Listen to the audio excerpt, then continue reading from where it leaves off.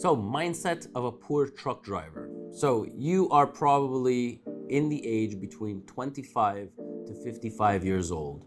You're a male and you're working in our industry, or you're thinking of getting into our industry, and that's why you've stumbled upon our channel. So this channel is meant for anything to do with trucking. This channel is meant for anyone thinking of coming into the industry, anybody in the industry. And we talk a lot about finances. We talk a lot about goals, setting goals up for the entire year. So as we approach the end of 2021 and the beginning of 2022, I wanted to go over a list with you guys of the mindset of a poor truck driver.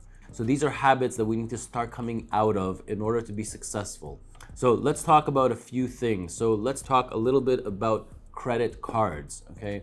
We need to stop using, if one goal we're gonna take upon ourselves, we gotta stop using those credit cards, okay? These credit cards are, the more you use them, I mean, the available balances on them, the banks are extremely smart and they know what they're doing.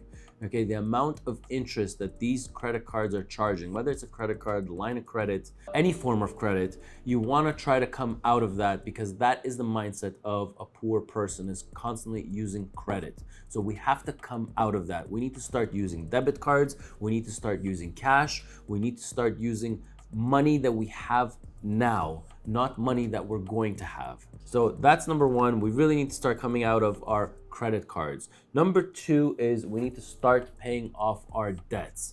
Okay, so we got to make a list of our debts and we got to start paying them off, but actually paying them off, and not just the minimum balance, not just, if you have a $5,000, $7,000, $10,000. I mean, most drivers that I talk to, I mean, their credit cards are backed up, and they really shouldn't be backed up. You should really, really start taking this year, and now you should be working on it, where you make yourself a list of all of your credit cards. The highest interest credit cards are the ones that you need to take down the fastest. And then the other lower interest credit cards, you need to be paying just the minimum payment until the higher interest credit cards that you pay off first. And again, not just the minimum balance, you really need to start making dents in these payments. The third thing I'm going to talk about, and drivers are not going to like it, but I'm going to show you some stats and we'll get into a little bit of numbers, is idling. Okay, as we complete the year for 2021, I have stats here of drivers and their idling times throughout the year.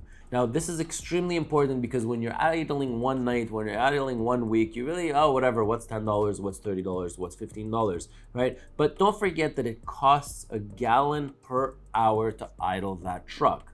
So just with a quick search over here, I will post up a few of our trucks, a few of our owner operators, a few of our trucks, and the amount of hours that they spend on idling. So let's get into some of these big numbers. We'll get into, here's one truck, unit number 640, who has idled 1,428 hours. Now, you might think, what's 1,428 hours? But that's literally 10 hours a night for almost the entire year, right? Or if you see over here, there's another truck that's idled 1,634 hours. But what does that actually equate to money-wise, right? So if you take 1,640 and you multiply that by about $4 per gallon, we're talking about $6,500 per year. And if you're here in Canada, we are looking at $8,500 per year, okay? $8,500 is what this driver spent, or $6,500 is what this driver spent on idling throughout the entire year. I mean, that's close to about $525 per month. Do you not have anything better to do with your money than to just burn it through the tubes?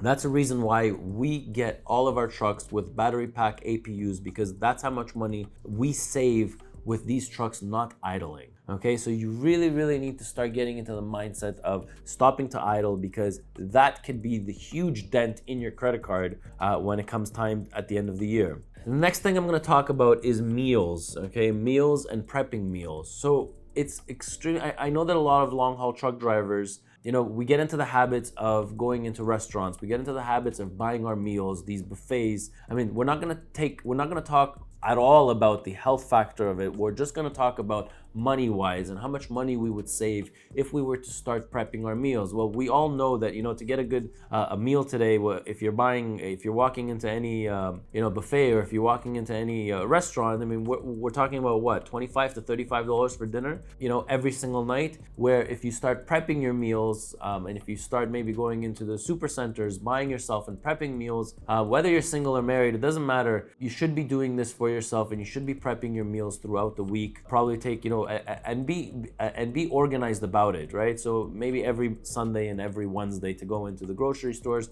buying food in bulk, and then prepping your meals throughout the entire week. You will save a ton of money throughout the entire year. Obviously, treat yourself sometimes to go into a restaurant or to go to the buffets, but for the majority of the time, try to prep your meals because it will help you to save money and to become a lot more successful. The next thing I'm going to talk about is the coffee. So drivers that are buying coffee 3-4 times a day, I mean, if you get yourself one of these machines that are about $100, whether it's drip coffee or the capsules will come out to about 25 cents or 30 cents per cup. And then the drip coffee, I think, comes out to about 10 cents per cup of coffee. When you're buying coffee, I mean, you're looking at what, $2-3 per coffee, multiply that by 3-4 coffees a day. Over the course of the year, over the course of the month, that adds up to a lot of money throughout the year. So you should really start getting into the habit of having that coffee machine in your truck. Now, another thing that you should take for yourself is trying to think of some form of passive income. So the reason we want to start thinking about passive income is because once you start hitting 65, I can assure you that whatever the Canadian government pays you here in Canada is just not enough for you to survive. They pay you what, $800-900 a month, $1,000 a month. I mean, that's not enough for anybody to live off of these days. So you need to start thinking about passive income. You need to start thinking about what's going to happen in the future when you are going to be 60 or 65. Have you bought your assets? Have you bought anything for yourself that you can create passive income? So that's why when you're done this video, you should really look at that video because it'll give you some ideas on what you can do in order to create passive income.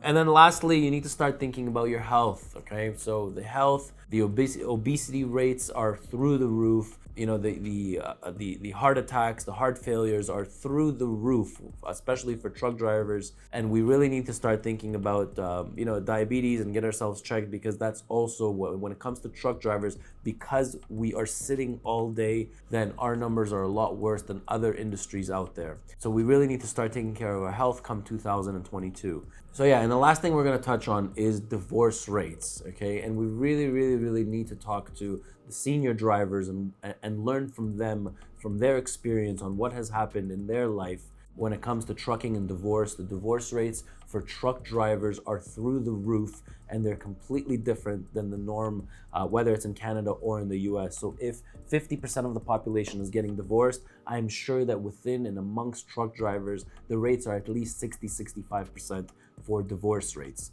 So you need to understand, we've done a couple of polls here about divorce rates. I am working on a video that will talk, a full video on divorce and divorce within the trucking industry. So guys, if we're gonna take anything from this video, I want you to take the mindset of a rich truck driver. That's why we call the video Rich Truck Driver Mindset versus Poor Truck Driver Mindset. We really need to start thinking about passive income, being rich as truck drivers, building wealth within our corporations. And we really need to start thinking about these little things that I've pointed out today throughout the video. These things are what you need to think about because it's going to be a huge game changer for you if you're able to do 5 or 6 out of these 7 things that I've put together. If you're able to take that into 2022 and compile a list for you, it is extremely important. I know I do this every single year where I make a list for myself on New Year's on things that I want to accomplish throughout this year, so my short-term goals and my long-term goals, and I really, really revisit it almost every week. I revisit my list because it keeps me guided and it keeps me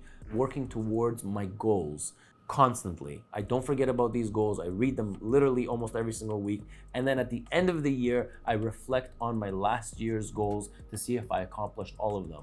So for all you guys out there, if you're going to put your list together, best of luck to you. And hopefully by this time next year, you'll reach all the goals that you want to accomplish for 2022. I'm Ronen, R-O-N-E-N, and I'll catch you in the next one.